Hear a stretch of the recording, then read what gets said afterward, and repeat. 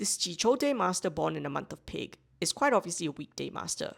Earth, after all, only has one season, which is summer, which means to qualify as strong, this Chou Day Master must be born in either the snake, horse, or goat months. This chart does not fulfill that criteria, so therefore this Day Master is classified as a weak chart. Now, typically I would address the 定式 pillar in the year palace in order to explain why this doesn't impact on the assessment. But if you've been following my Strength of the Day Master series, I think it will be self-evident why there's no need to get worked up over the year pillar. I've linked the relevant video above in case you want to satisfy your curiosity. But more crucially, I think it's important that these videos are progressive in nature and don't repeat the same information over and over again. So if you want to know why 定式 doesn't matter, watch the video. Now back to this Chou Day Master born in Pig. Now in this video, I want to debunk the notion that some students might have about how a weekday master is somehow disadvantaged in some fashion. Now, this is a special commentary based on this exact example. It's important to recognize that this commentary may not apply to every single weekday master out there. Remember, there is no formula in reading a BaZi chart. Principles and interpretation rules matter. Anyone who tries to read a BaZi chart using the monkey see, monkey do method will not succeed in obtaining a quality reading. So back to the chart. Now in this chart, Chou is born in the month of Pig, and there is a partial winter combination coming from the ox in the day branch and the pig in the month branch. So we know that water is very strong in this chart based on the season above and the partial season combination. Water is the wealth element for a Chi Earth Day Master. Now, very simplistically, and I'm not saying this means anything beyond the descriptive, this means the wealth element is strong in this chart. Now, before everyone starts to get excited, I want to emphasize that all we've done here is assess the wealth element from a single data point, namely the strength of that particular element. A strong wealth element does not guarantee significant wealth per se. BaZi is only 33% of the equation. However, generally when a wealth element is strong, this means the person has above average opportunities when it comes to wealth matters. And I would hazard a guess that for most people, above average wealth opportunities is not a bad thing in life. Now, in choosing this example, I wanted to make a specific point, and that is being a weekday master is not always a negative. If you are weak because the wealth element is strong, that might not be a bad thing.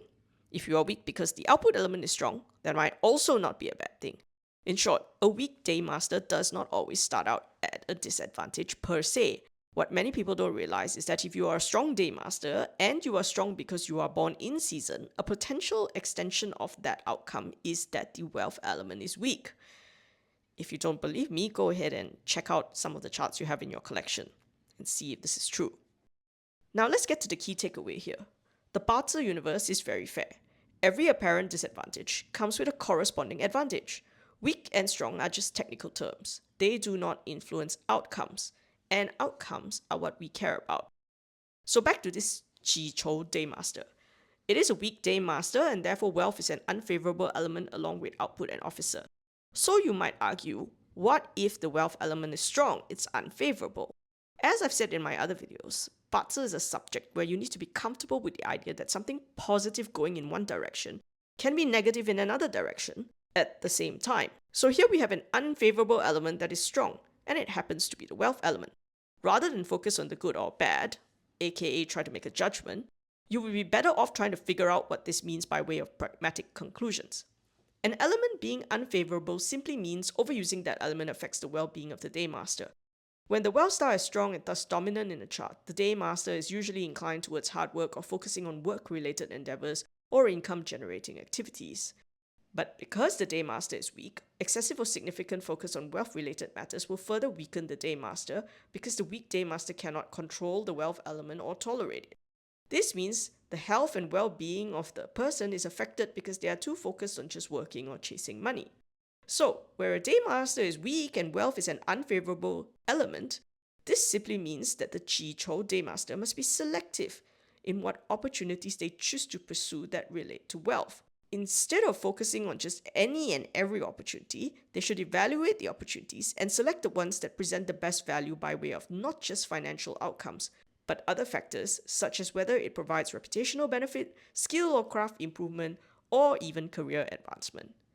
In short, the number alone should not be the consideration.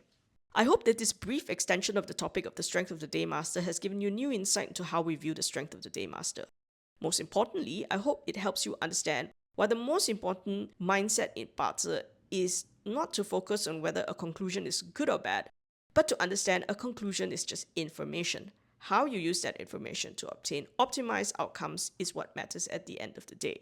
You've been watching the Strength of the Day Master series with the BaZi Queen. If you have any comments or interesting questions you may have about the Strength of the Day Master, do leave it in the comment section below. See you in the next video.